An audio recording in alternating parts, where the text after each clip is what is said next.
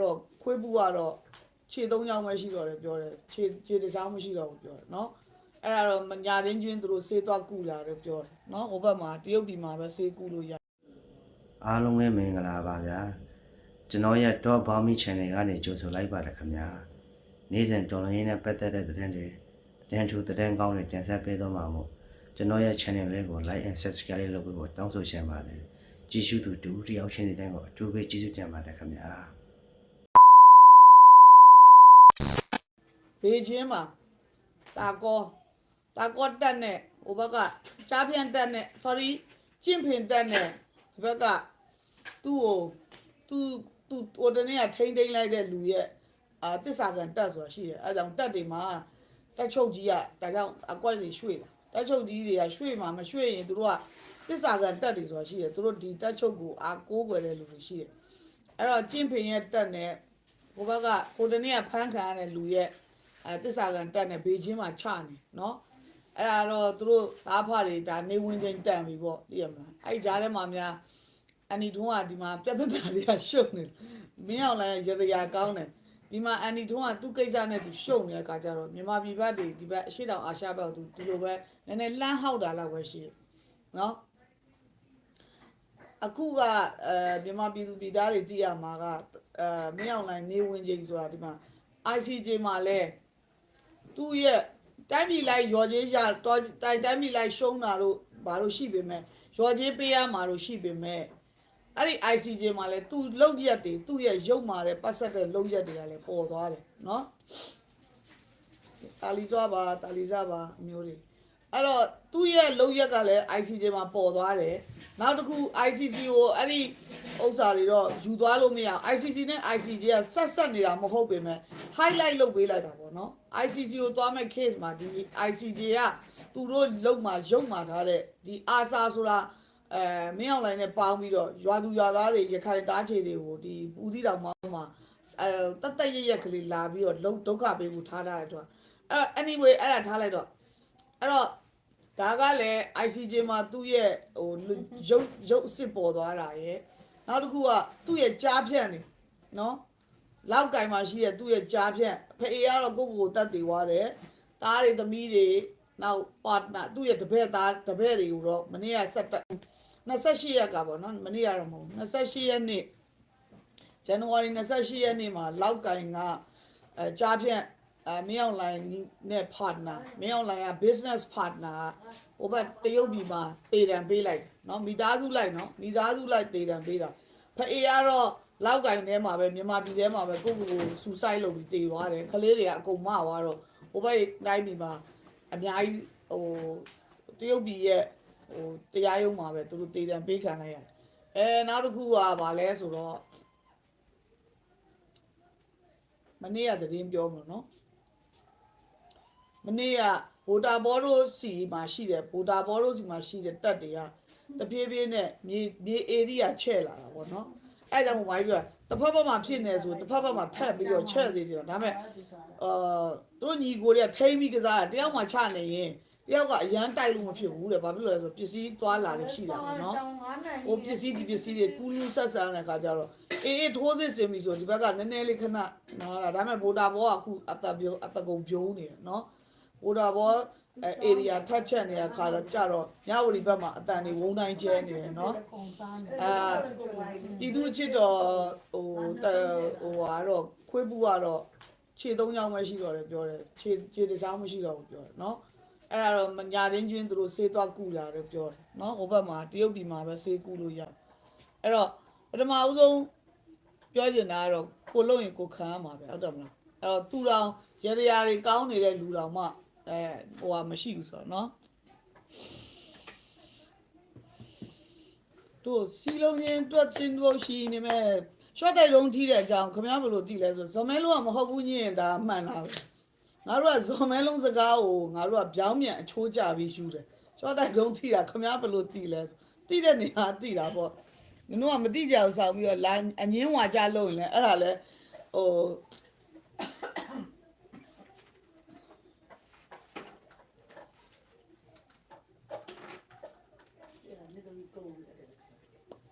ကျမလေဒီပါကပတွေအကြောင်းကျမတိတ်မပြောချင်ဘူးသူကဘာဖြစ်လို့ကျမတို့မှာ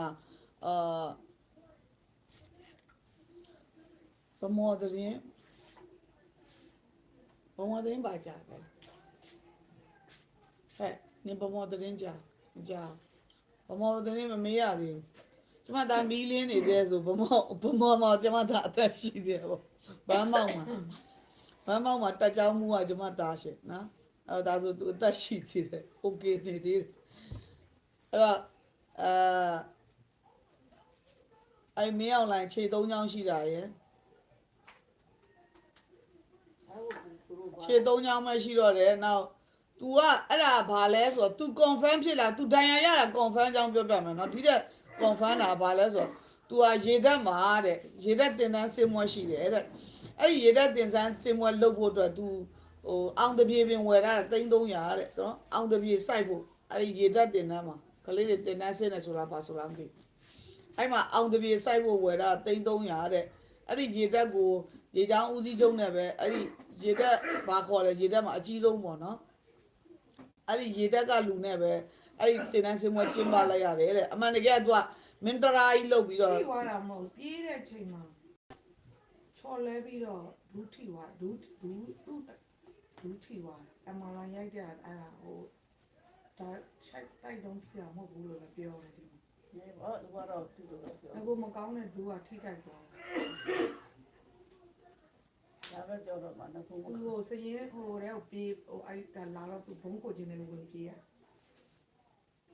အတိအမှန်လည်းတော့မသိဘူးနော်ဘယ်သူတွေကဒါတွေကအတိအကျမဟုတ် အတန်ပြောနေတာမဟုတ်ဘူးဒီနားမှာအမေတွေအမတွေရှိတော့တုံးကိုရှော့တာအတန်ကမပြော့ဘူးအော်ပြမလားမိအောင်လိုက်ဆိုအော်ပြမလား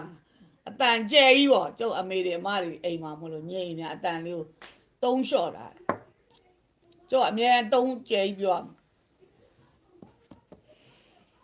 သူကခြေပြုတ်တာမဟုတ်ဘူးတဲ့အမရတဲ့တရင်ကကြတော့ तू ပြေးရင်းနဲ့တဲ့ तू ကဒူးအနာရှိတယ်တဲ့ तू ဘုံကိုချင်းနဲ့ပြေးတာတဲ့အဲ့ဒါဒူးအနာရှိတယ်တဲ့အဲ့ဒူးကထပ်ပြီးတော့ injury ဖြစ်သွားပိုပြန်ထပ်နာသွားတာတဲ့3ချောင်းတော့မဟုတ်ဘူးတဲ့အခုအမကြားတဲ့တရင်ကျွန်မအမဘေးနားမှာနားထောင်ပေးနေတရင်ကြည့်ပေး ဒါပေမဲ့နည်းနည်းတော့အစိတ်သွားပြီပါဘော နာချင်းတရားပေါ့နော်ပြည်သူတွေနာတယ်ဆိုတာအနာဆိုတာဘယ်လိုမျိုးလဲပေါ့တည်ဘုံဆိုတာဘယ်လိုမျိုးလဲသူများကိုပြစ်ချတဲ့အချိန်မှာဘယ်လိုခံစားရလဲနော်ရက်တာပေါ့တဲ့မလားမသေးခင်လေးပေါ့တရောင်းစားကြီးမသေးခင်လေးရက်တာဆိုတာတော့လို့နာကျင်ချင်းဝေဒနာဆိုတာသိသွားတာပေါ့သိရမလားစောက်ခွက်ကြီးပါလေနားမှာပုံးပဲ့ပြီးစုပ်ပြန် သေးစေခြင်းသေးလောလောမသေးစေခြင်း तू မသေးသေးချင်းသေးဘူးသိရမလား ထိခိုက်ခံစားပြီးမှသေး အဲ့ငါတို့ငါ့ကိုလာပြောတယ်မခင်မို့လာမှန်တယ်သိလားအဲ့နဲ့မင်းအောင်လိုင်းတစ်ကောင်ကြသွားရင်နောက်မင်းအောင်လိုင်း10ကောင်ရှိတယ်အဲ့ငါလည်းပြောလိုက်တယ်အေးငါတို့မှလည်း short တိုက်3ဘီလီယံလိုက်ရှိတယ်လို့ပြောလိုက်အခုကငြိမ်ပြီးချတာမဟုတ်ဘူး तू ရောက်နေရဆိုတာသတင်းကြလို့ဒီလိုမျိုးပြစ်ထလိုက်တာပဲရှင် အဲ့ဒါသူတို့ကအရေးကြီးတာသူဘယ်ရင်သူထွက်ရင်လည်းတရားမပေါက်ဒီတစ်ခေါက်ပေါက်သွားတော့သူတော်တော်အစ်စ်သူနာရမနာတော့သူပဲကြောက်သွား तू အဲ့တရားပိုကောင်း ဘာလဲဆိုတော့ဒီမှာဘာရလိုက်လဲဆိုတော့သူ့ရဲ့ဩဇာခံနော်တက်ချုပ်ဆိုတာသူတို့ကတကယ်ကိုချုပ်ထားရတာအဲ့ဒီချုပ်ထားတဲ့အုပ်စုတွေကဟိုသူ့တက်ထဲမှာဟိုကသူ့ကိုမကြိုက်တဲ့လူဆိုတာရှိနေပြီပြည်သူတွေကရိုးကြီးပဲဘဲကြိုက်မလဲလေစဉ်းစားလေမောင်နှမတွေစဉ်းစားကြည့်တုံမန်းစကန်းကိုအေးတက်တော်ကကောင်းကောင်းမွန်ထားတယ်ဒီလိုတုံမန်းစကန်းလူတွေကပြစ်ချတယ်ဆိုတော့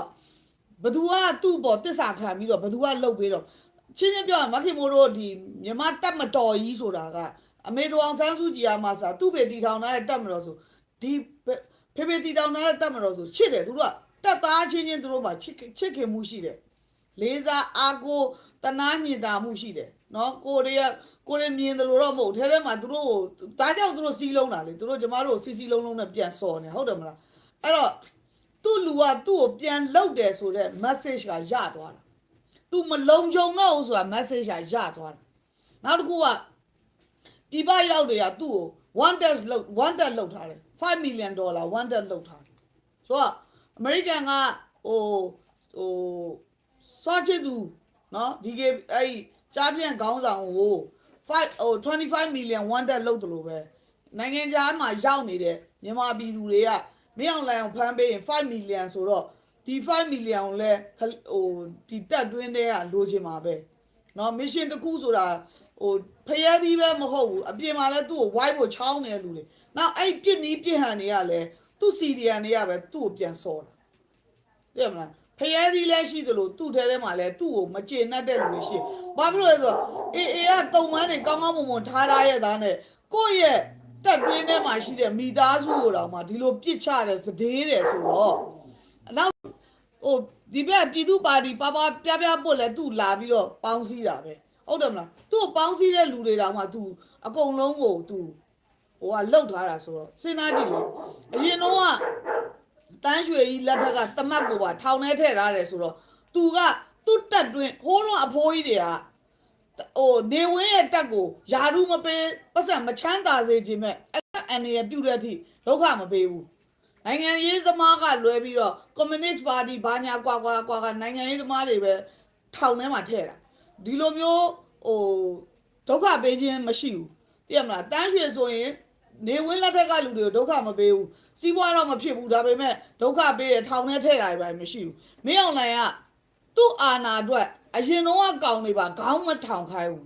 အဲ့ဒီမှာအရင်တော့ကောင်တွေရဲ့တပည့်တပန်းတွေဆိုတာတက်တွင်းထဲမှာတပုံကြီးရှိပြီးသားတက်ထဲမှာတပုံကြီးရှိပြီးသားအဲ့တော့သူ့ဖရဲသီးကသူ့ကိုစော်တာသူ့ဖရဲသီးဒီတက်ထဲမှာဖရဲသီးအစ်စ်ရှိတယ်ဆိုတာဒါကျမတို့ကိုပေါ်လိုက်တာဒီကွာတဲ့သူ့ရဲ့လမ်းကြောင်းကဘယ်သူမှမသိရဒီမင်းအောင်လှိုင်ရဲ့ခရီးလမ်းကြောင်းဆိုတာဘယ်ပြည်သူရောတက်ထဲကလူတွေရောသိခွင့်မရှိဘူး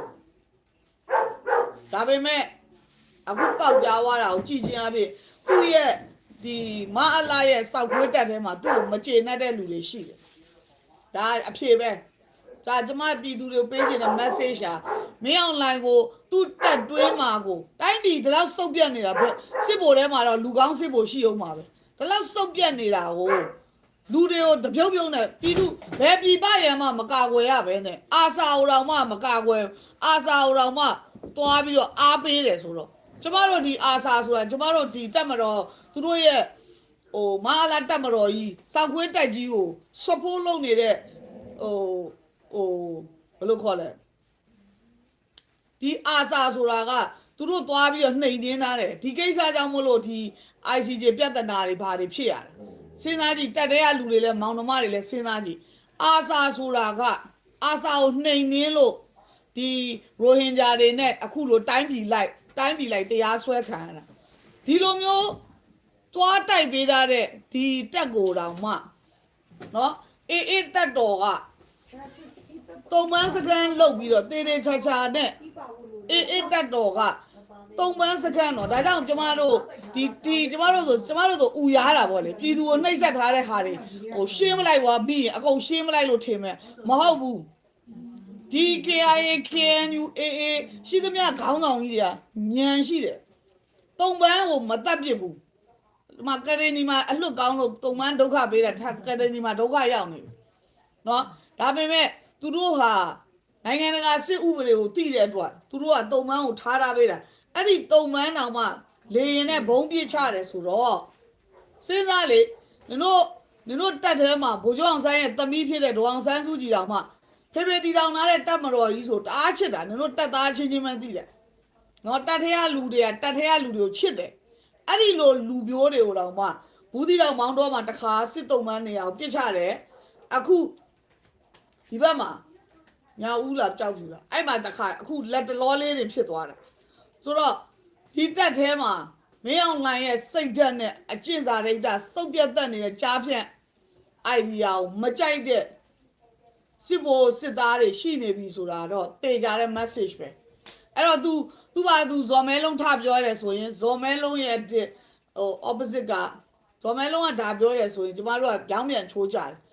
ဒါကမဖြစ်ပါဘူးလို့ဒါကမဖြစ်ပါဘူးလို့ဆိုတော့เนาะအဲ့တော့ကျမပြောချင်တဲ့ message ကသူ့တက်တွင်းထဲမှာသူ့ကိုမကျေနပ်တဲ့လူရှိတယ်ကျမတို့ပြည်သူတွေကဘာလုပ်ရမလဲအဲ့တက်တွင်းထဲကလူတွေကိုပါလာအောင်လို့ခေါ်ရမယ်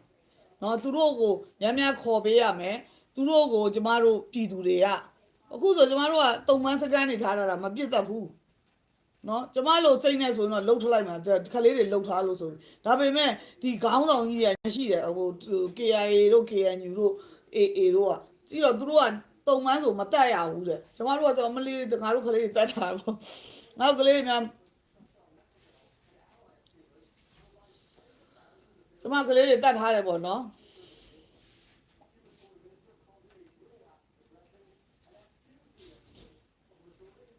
အဲ့ကြောင့်မို့မာကြီးကအဲ့ငါတို့ကလေးတွေတက်ထားတယ်ပေါ့ तू ကအဲ့လိုမျိုးပေါ့နော်ဟိုလှုပ်ထလိုက်ပြီးရောပေါ့နော်အဲ့လိုမျိုးတွေးတာပေါ့နော်ဒါကျမဗီဒီယိုတွေပေးခြင်းတဲ့ message ပါ तू အဲ့ဒါဘလို့ပဲထိတီကမျိုး तू 6ကတော့ထိသွားတာတော့သိကြတယ်နော်အဲ့တော့तू ရေတက်မှာအောင်တပြေပန်းနဲ့ तू ဟိုလှုပ်လို့အောင်တပြေပန်းနဲ့ तू ဟိုလှုပ်မလို့ဗာလဲအောင်ပွဲခံမလို့ရေတက်တင်တန်းစင်းပွဲမှာနော် तू ကမင်းတရာကြီးဖြစ်သွားပြီဆိုတော့နော်ဗမာပြည်မှာလဲသမရတွေတော်များတာเนาะကျမတို့တိုင်းပြည်မှာသမရတော်များတယ်နောက်ဆို135သမရများပေါ်လာမလားမသိဘူးသမရတွေလည်းအတော်များတယ်เนาะအဲ့တော့ကိုရီးယားလုံးတင်တာကိုဆက်လုပ်ရမှာပဲเนาะဟိုကျမကြားတာကြတော့အဲ့ warrior တွေဖွဲ့နာမည် brave warrior for Myanmar တဲ့เนาะအဲ့ဒါသူတို့ဟာဒီနေရာမှာပဲနေနေရတော့မဟုတ်ဘူးတဲ့သူတို့ကရွှေ့လျားပြီးတော့တီးနေတာပါတဲ့เนาะဟိုလေတက်စကန်တွေကိုလည်းခဏတီးရလို့ကြားတယ်เนาะအဲ message ပေးတာပါเนาะbrave warrior for Myanmar တဲ့เนาะBWM နဲ့เนาะBNW တော့မဟုတ်เนาะBWM နဲ့အဲ့အဖွဲ့ဟဲလာပြီမတည်သေးပါဘူးရှင်မဟုတ်တည်တယ်ဆိုရင်မကောင်းသေးဘူးသိလားမလားသူများရဲ့အနာကျင်ကိုသိသွားအောင်နည်းနည်းတော့နာတတ်တယ်ပေါ့เนาะလူတွေနာတာနေတယောက်တည်းမနာရင်တော့တိတ်တော့မဖဲဘူးပေါ့လေသိရမလားနာတတ်တယ်ပေါ့အဝိရမမင်းနဲ့မတွေ့ခင်မှာအနာဆိုတာလေးသိသွားနှုတ်မပျောက်သွားအောင်ဖုံးဆိုပျောက်သွားရင်တိတ်မကောင်းမတန်ဘူးပေါ့နာတတ်တယ်ပေါ့လူများကိုတတ်တယ်ဆိုတာအဲ့လိုမျိုးနာတတ်တယ်ပေါ့အဲ့လိုတော့ရှိရနော်တာလီစွာပါဒါကြောင့်မို့လို့ကျမတို့လူကြီးတွေကျမတို့ဒီအခုဘိုလ်ချုပ်ထွန်းမြင့်နိုင်တို့ဒီအကိုထွန်းတို့ဘိုလ်ချုပ်ကွာမော်တို့KNU ကအတီးတို့ဘူးတို့ဘာဖြစ်လို့ဘိုးရစေးဝါဆိုရင်အမြဲတမ်းစုခံရတယ်ဘိုးရစေးဝါအကုန်တုတ်ပစ်တာအချာရှုပ်တယ်ဒီကောင်လေးဆိုရင်ဘိုးရစေးဝါတော့မိုင်းပြမို့လို့အင်းနာငါကလေးတွေလှုပ်လိုက်မှဆိုရင်အဲ့လိုမျိုးစိတ်ကရှိရသေးမှာအတီးတို့ဘူးတို့ကြတော့သူတို့ကတုံမန်းကိုမလုပ်ဘူးဆိုတာအဲ့ဒီအာစာလိုကိစ္စတွေဖြစ်လာမှာဆိုလို့နော်အာစာကိုဒီမအလာတက်ကသွားမလုပ်ခဲနဲ့ရခိုင်တက်တော်ကိုလှုပ်ဖို့ဒါမွေးထားတာစစ်စရိတ်လေးခြူစီလေးဆိုအဲ့ဒါစစ်စရိတ်လေးခြူပြီးတော့အဲ့မှာသွားတဲ့စစ်စရိတ်ကုန်တဲ့ပြည်သူတွေပြပြီးရင်အမျိုးဘာသာသာသနာဘင်္ဂါလက်လုံးအောင်မယ်โอเคတိုင်းသူပြည်သားတွေလည်းသိတာပေါ့ကျမတို့အားလုံးကရွေလျားပြီးနေရတာလေโอเคကကြွီးကြော်နေဆိုရင်လွားသွားတာခတ်လို့เนาะအဲ့ဒါဆိုရင်နည်းနည်းစဉ်းစားအခုကတိုင်းပြည်တပြည်နဲ့ကူးနေတာเนาะ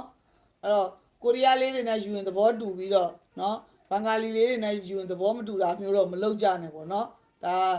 မယူပါဘူးကောင်မလေးတော်တော်များများလေဒါပေမဲ့သဘောထားပေါ့အခုတရုတ်ပြည်မှာလဲကောင်မလေးတွေကတရုတ်ကောင်လေးတွေကမိမယူစရာမရှိတော့မြန်မာပြည်ကကောင်မလေးတွေလာယူတယ်เนาะသွားယူတဲ့ကောင်မလေးကလည်းဒီအိမ်မှာ10ရက်ယူပြီးတော့သူ့ကိုလက်ဝိရတနာတွေပတ်စံတွေပေးသွားရင်နဲ့အဲ့အိမ်ကအဲ့ပစ္စည်းတွေယူပြီးတော့နောက်အိမ်တင်ပြောင်းသွားတယ်ပွဲစားစီကိုပြန်သွားတယ်တဲ့အဲ့ကောင်လေးတရုတ်ကောင်လေးကပေးတဲ့ဟာတွေယူပြီးတော့တဲ့နောက်အိမ်တင်အိမ်ကိုသွားတယ်ပွဲသားအိမ်ကိုပြန်သွားတယ်တဲ့အဲ့ကောင်မကောင်းဆိုပြီးတော့တဲ့နောက်တဲ့အိမ်ကျရင်နောက်တရုတ်တယောက်နဲ့ထပ်ယူတယ်တဲ့နော်အဲ့ဒါမျိုးတွေလည်းမလုပ်ကြနဲ့ပေါ့နော်ငါတို့ကသွားပြီးတော့ဗမာပြည်ကနေပြီးတော့ဟိုမှာမိမလိုချင်တဲ့ကောင်တွေကိုကြားသွားဖြတ်နေတာမျိုးတော့မဖြစ်စေနဲ့နော်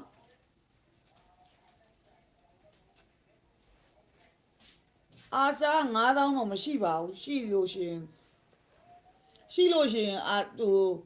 ဥစားဟိုဟာဖြစ်နေပြီပေါ့မဟုတ်တာတွေရှောက်ပြောအဲ့စိုက်ဝေါ်တွေလည်းနားမထောင်နဲ့ကိုယ်အုံနောက်6တယ်နော်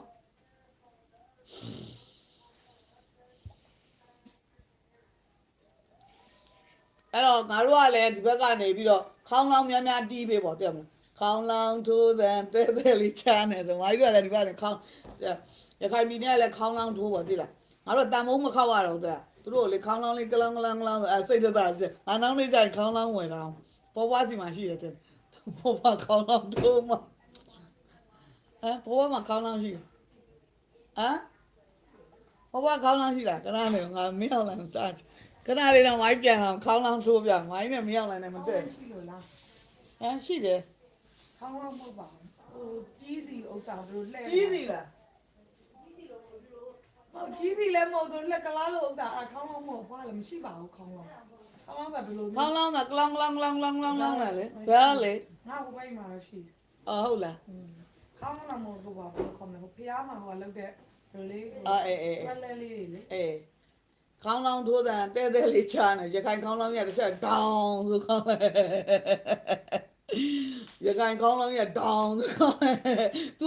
तू ကဘေးရင်ယူဘရင်ယူနေတာဒါကြောင့်နန်းတွင်းနဲ့သွားတာသွားမလားနန်းတွင်းနဲ့နောက်တခါသွားမလားနန်းတွင်းနဲ့နောက်တခါနောက်တခါနန်းတွင်းနဲ့တိုင်ဟိုရခိုင်ကဟိုဘက်ကခေါင်းလောင်းတစ်ချက်တီးလိုက်ဒေါင်းဆိုတီးလိုက်သွားရောနော်